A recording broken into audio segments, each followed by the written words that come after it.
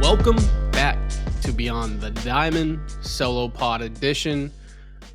B-Dog just won a tournament this past weekend. Josh had held it down at our fun day. Wasn't so fun, actually, because Astros lost, F1 race was good, and Rockets lost. So he's going to be editing this. And sorry for getting out so late. Power went out this morning as I was filming. I was actually prepared on time, had my tea, I was ready to rock, and then so power's out, but power's back on. The Houston Astros. Yeah. Drop a series to the White Sox. And that's your episode for the day. You can't lose the White Sox at 10-24. You can't beat 20% of their wins. But just a weird series to begin with. Friday they jumped all over Framber. We'll have a lot of thoughts on.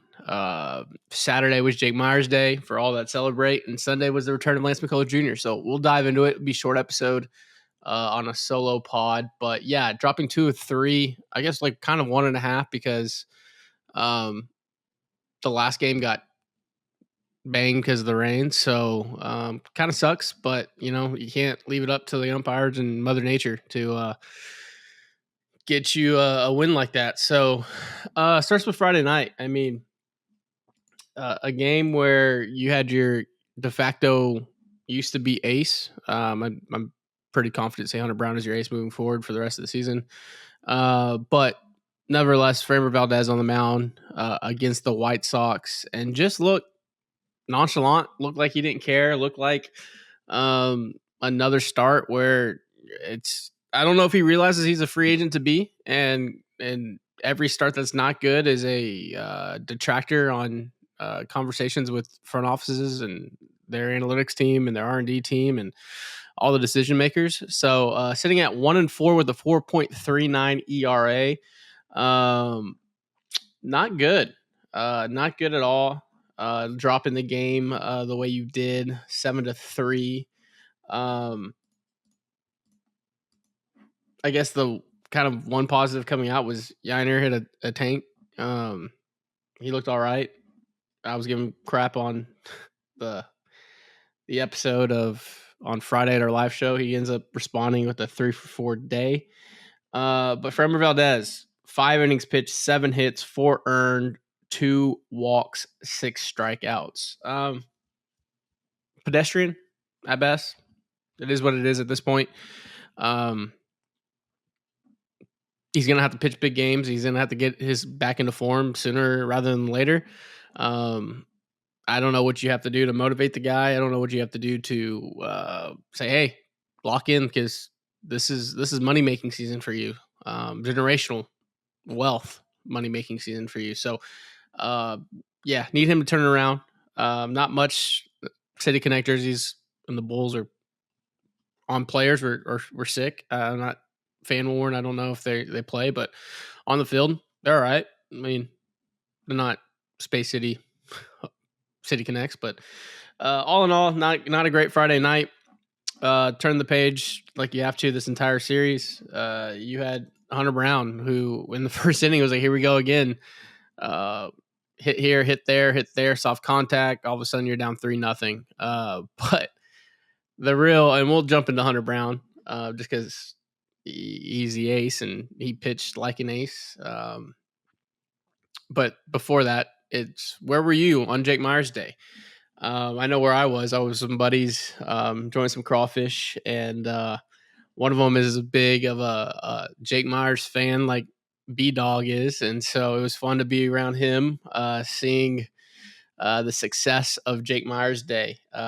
If you've been living under a rock or you haven't been following any of our socials, obviously me and Brian have a bet going up to May 15th, so 10 more days as we record on the 5th of May, and I have over 650 OPS for Jake, and he has under 650 OPS for Jake, and it's for our annual Perry's Pork Chop Friday. He had last year. I lost my bet to him with Jose Abreu, and Saturday was really great for all the believers out there, all the Jake Myers believers.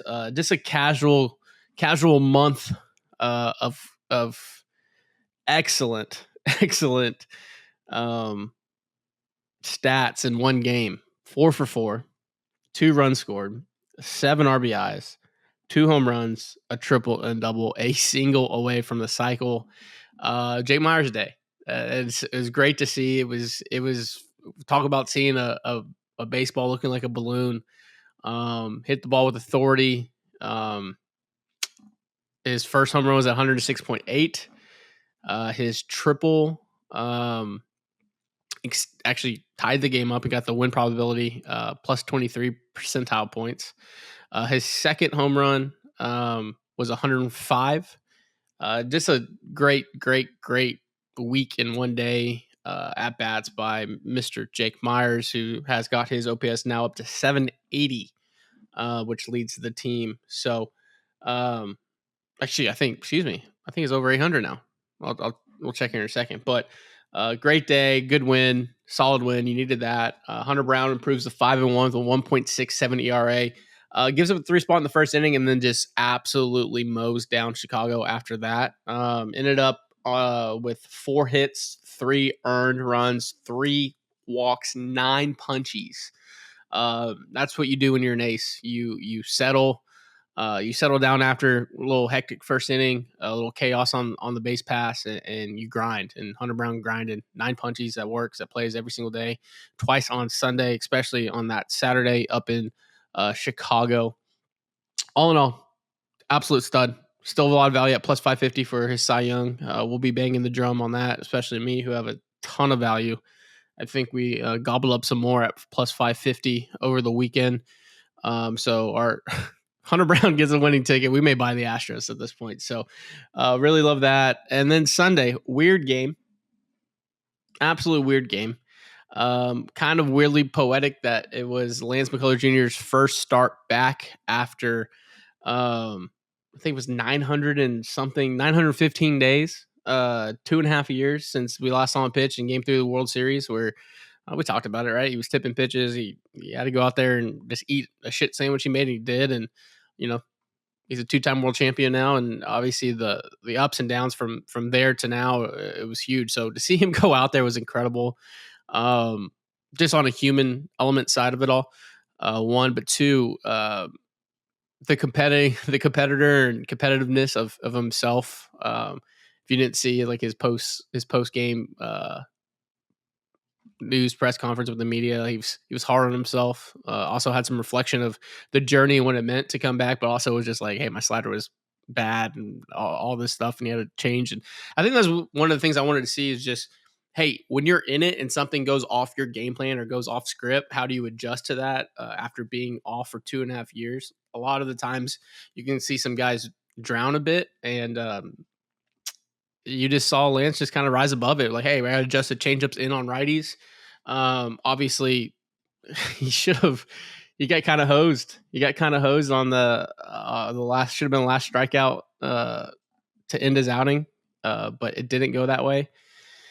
But all in all, solid day. I'm looking at MLB.com right now. He threw 28 changeups, 25 sinkers, 17 sliders, 16 curves.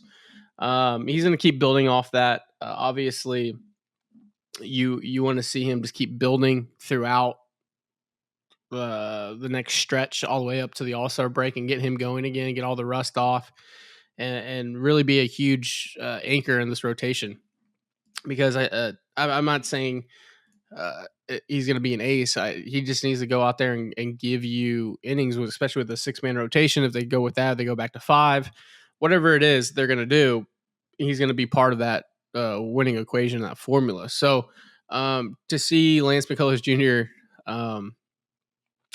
Rise up and make this comeback was just kind of, for me as a fan,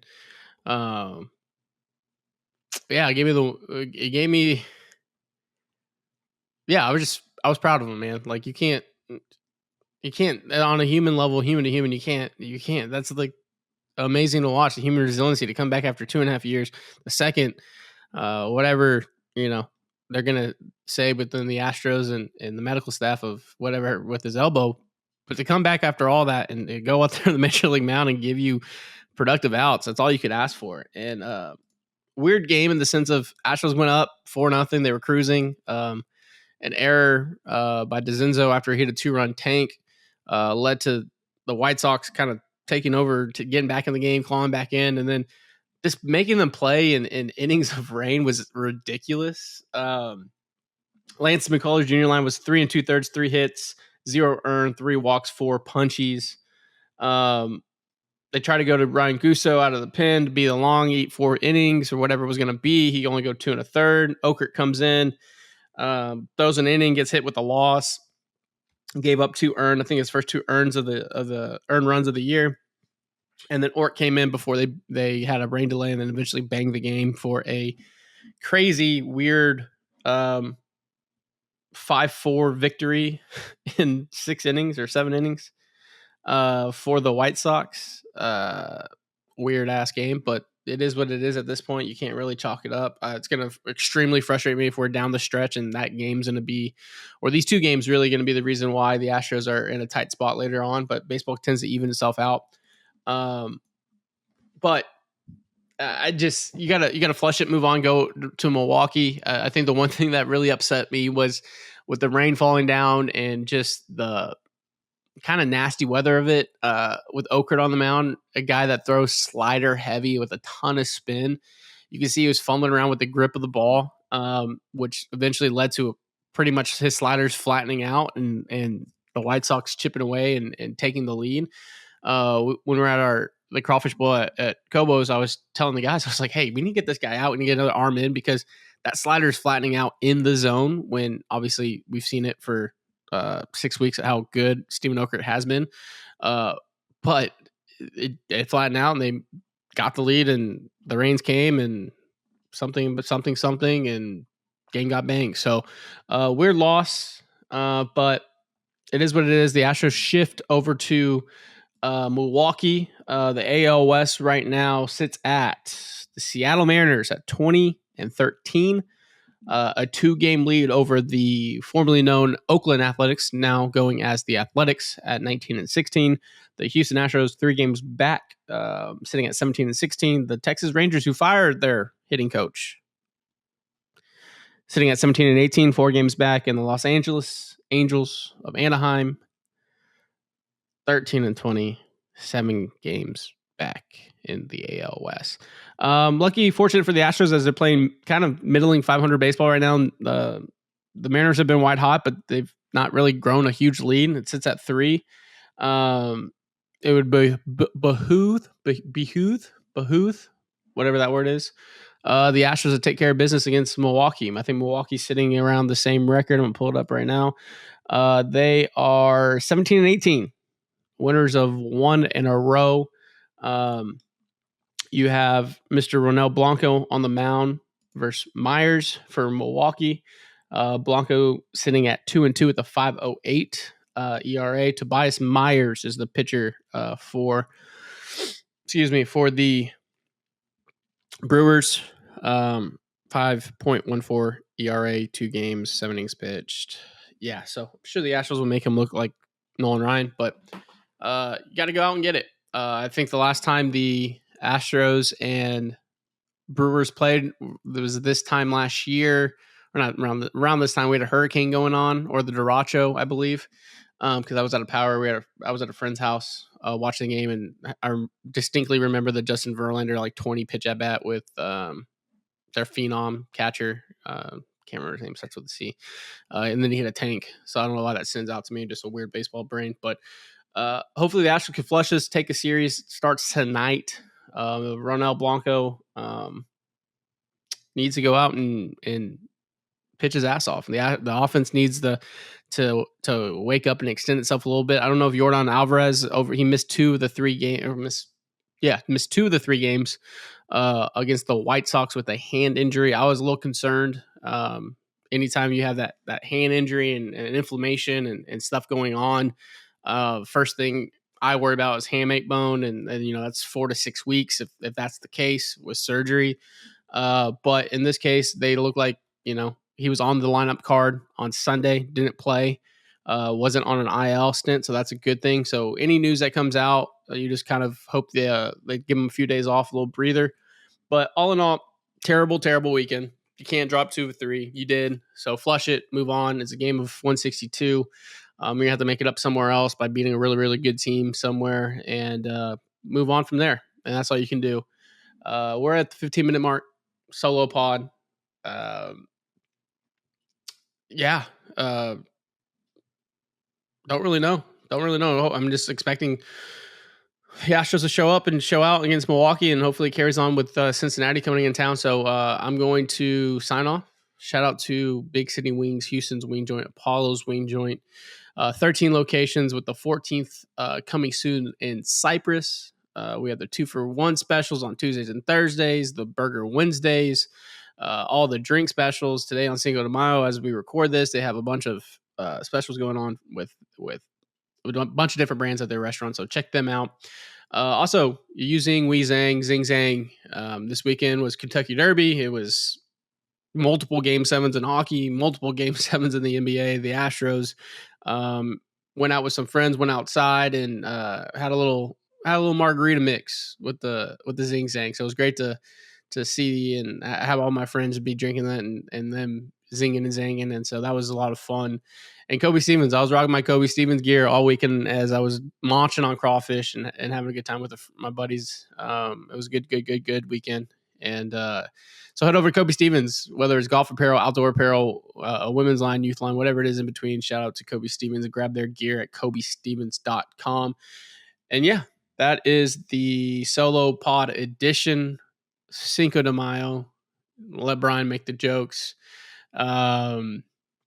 All in all, flush it, move on. Let's go. Let's have a week. Houston. Flush the Rockets game, flush all that, and keep it moving. So thanks for tuning in. Thanks for listening. Shorty pod, solo pod. Peace. Love you guys.